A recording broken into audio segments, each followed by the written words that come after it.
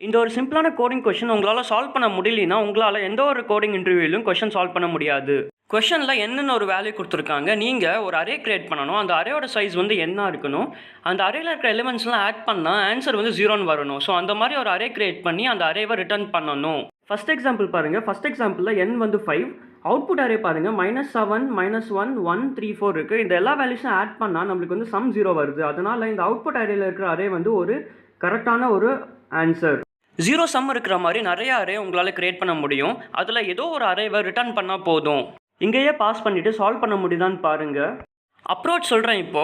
உங்களால ஒருவேளை இந்த கொஸ்டின் சால்வ் பண்ண முடியலன்னா, நீங்க இன்னும் கோடிங் நல்லா பிராக்டிஸ் பண்ணணும். டேட்டா ஸ்ட்ரக்சர்ஸ் நீங்க இன்னும் கத்துக்கணும். நம்ம சேனல்லே டேட்டா ஸ்ட்ரக்சர் அல்காரிதம் சீரிஸ் தமிழ்ல இருக்கு. மெஷின் லேர்னிங் சீரிஸ் தமிழ்ல இருக்கு. பைதான் டியூட்டோரியல் சீரிஸ் தமிழ்ல இருக்கு.